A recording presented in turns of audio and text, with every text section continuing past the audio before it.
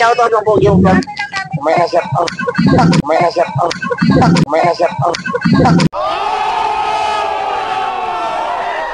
Mga kapenyo, tirahin na natin itong may init na issue ngayon. Pasok, intro! Hey yo, what's up sa inyo mga kapenyo? At today, meron na naman tayo napaka video ngayong araw. Dito na nga mga kapenyo, galing kay Jiwo Vlog. Lumalabas na nga yung ugali nga raw neto ni Diwata. At talagang hindi nga raw namamansin ito nung kanyang puntahan ito mismo sa parisan ni Diwata mga kapenyo. Totoo kaya to mga kapenyo? Dahil dito sa video na ipinapakita nga ni Jiwo, talagang hindi nga siya napansin neto ni Diwata. Baka naman Jiwo, na-timingan mo lang na pagod itong si Diwata, no? Pero marami na rin na mga nagsasabi nga na mga small YouTuber na hindi na nga raw namamansin si Diwata simula nung sumikat na. At tara mga kapenyo, wag na natin patagalin at sabay-sabay natin panoorin dito nga kay Jiwo Vlog. Shoutout ng Pogi yung vlog. May na-shoutout. May shoutout. Parang wala sagot si Diwata, ha? Umaga po sa lahat. Okay? Ipahayag ko lang po yung naramdaman ko. Dahil po doon sa video ni Diwata, doon po sa video na pinupost ko, doon sa Paris Overload ni Diwata, ang dami kasing nagagalit, ang daming nagbabasa sa akin dahil doon sa video. Okay? Kasalanan ko ba na didmahin ako ni Diwata? Okay. At saka, bakit kayo galit sa akin? Wala nga akong hinanakit kay Diwata. Tapos kayo galit na galit sa akin. Ako na tuloy ang binababas ninyo. So dito parang lumalabas mga kapenyo na nababas nga etong si Jiwo Vlog, no? Na kung saan hindi nga siya pinansin ni Diwata. Kitang-kita naman. Maaaring baka kasi wala sa mood etong si Diwata o maaaring pagod. Pero hindi rin dapat ginawa ni Diwata yon dahil alam naman ni Diwata na maraming mga small YouTuber na nagpupuntahan sa kanya. Yung katunayan nga dyan, yung iba, napanood ko sa interview, malalayong lugar pa, no? Pero yung hindi pagpansin ni Diwata, kahit papagod si Diwata, parang hindi nga naman talaga maganda yon mga kapenyo. Kasi nga naman, kahit naman yung ibang artista, no? Mas pagod pa, talagang puyat pa. Pero nakukuha pa rin nilang mamansin, no? Ng mga maliliit na tao. Unlike na lang dito kay Jiwo, naglabas nga lang naman siya na sa loobin niya na doon sa na-experience niya dito sa Diwata Overload. Relax lang kayo, mga baser. Dahil wala nga akong hinanakit kay Diwata. Dahil naintindihan ko siya, napagod siya, marami siyang ginagawa. Okay lang naman sa akin, hindi ako pinapansin. Bakit kayo naapektuhan? Bakit kayo ang nagagalit sa akin? Huwag kayong magagalit sa akin. Wala nga akong ginagawang masama.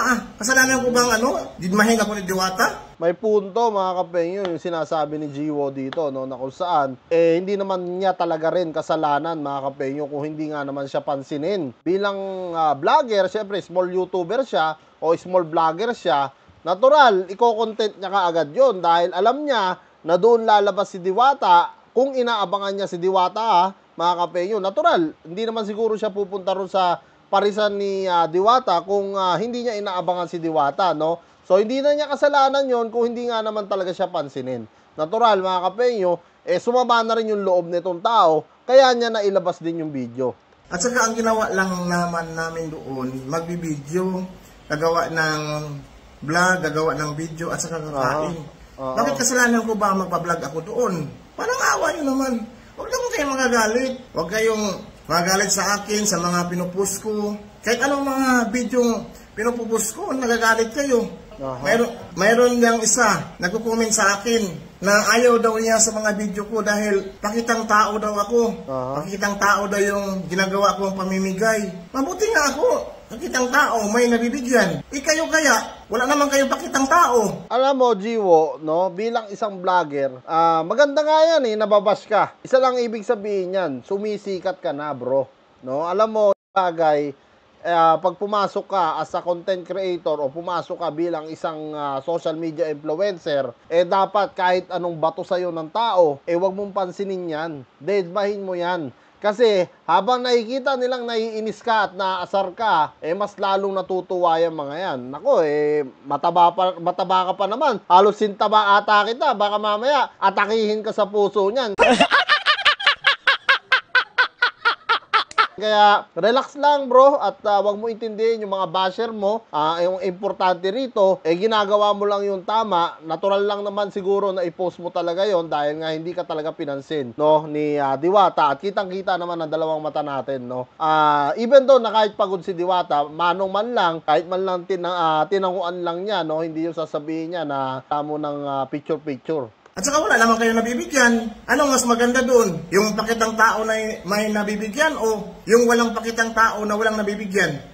Tama. May At punto saka may rin siya. nag-comment dito na ayaw niya yung yung namimigay ng mga content. Ayaw niya yung namimigay daw ako ng sa mga content ko, sa mga video ko. Dahil baka daw sisikat daw ako. Magkakaroon daw ako ng maraming views. At saka magkakaroon ako ng maraming follower. Ano naman, no? Mas mainam nga yun eh. Magkaroon ka ng maraming views, magkaroon ka ng maraming follower eh. Para nga mas lalo kang sumikat, di ba? Bilang isang lahat naman tayo naghahangad sumikat, no? Hindi ka naman siguro gunggong na gagawa ka ng vlog o maggagawa ka ng video-video kung ayaw mong maging isang sikat o ayaw mong kumita ng malaking pera, di ba? Kaya ka pumasok sa social media, natural. Gusto mo rin sumikat at dyan sa mga basher mo, huwag mo intindihin yan, Jiwo, no? Alam mo, papunta ka pa lang, no? At talagang marami ka pang kakainin bigas at marami ka pang mararanasan dito sa social media, no? Talagang yan mga bash sa'yo, ano pa lang yan? Kumbaga sa experience natin, kapiranggot pa lang yan. Kulangot pa lang yan, Jiwo, no? Kaya dito, bago ka pumasok dito sa social media, yung iba, inaakala nila madali ang social media, pero nagkakamali po kayo. Dapat, matigas ang puso nyo rito at talagang marunong kayong mandedma. Hindi, kung alam mo pala na ganoon, magpakatotoo ka. Kung alam mong ganoon, ginagawa mo rin yun. Ang problema lang kasi, ayaw nyo na mawalan, ayaw nyo mamigay, ayaw nyo tumulong. Dapat manahimik na lang kayo. Wala nga kayong nagawa, wala nga kayong maitulong sa ating lipunan. Tapos ngayon, ako pa ang sinisisi nyo kung ganito ang mga content ko. At saka nakikita ko yung mga content nyo, napaka-laswa, napaka-pangit, napaka-bastos. Walang makabuluhan yung mga content nyo. Tapos ngayon, tinitira yung mga content ko. Anong masama ba sa ginagawa ko? Wala akong masama, nalahimik lamang ako. Tapos ngayon, nagagaliti kayo sa galit. So yan dito mga kapeyo, no, para nakikita ko rito kay Jiwo, parang nakikiusap siya sa kanyang mga basher na wala naman daw siyang ginawang masama. Yun nga, in-upload nga lang niya yung video nung kay Diwata na kung saan hindi nga siya pinansin, which is totoo naman talagang hindi siya pinansin. Kitang-kita naman natin.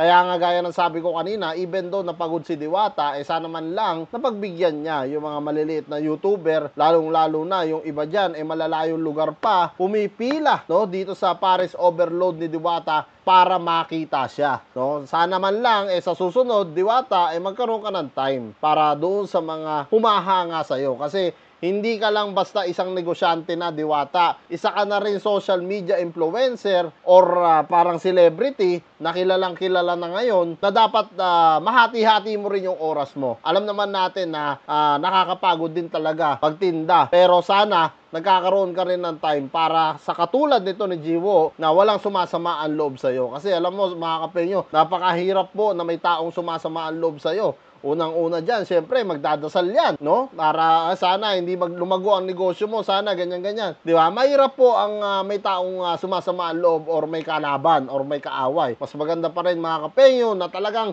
peace lang ang lahat. At para sa iyo naman, Jiwo, papunta ka pa lang, no? Sa loob ng social media. Kumbaga, nasa pintuan ka pa lang, pinagbubuksan ka pa lang. Kaya, huwag mo intindihin yan mga basher mo. Kapiranggot pa lang yan, Jiwo. At hindi mo pa nararanasan yung mga banta sa buhay mo. If ever na dadating yan. Anyway mga kapenyo, maraming salamat dito sa panonood nyo sa panibagong reaction video. Kung kayo ang tatanungin ko mga kapenyo, ano nga masasabi nyo dito sa inanunsyo nga ni Jiwo na hindi nga raw namamansin at may pangit na ugali itong si Diwata. Naniniwala rin ba kayo sa inilabas niyang video at sa kanyang mga sinabi? Comment nyo na lang down below lahat ng mga opinion nyo mga kapenyo at lahat po yan mga basa ko. Maraming salamat mga kapenyo at kita-kita lang tayo sa sunod kong reaction videos.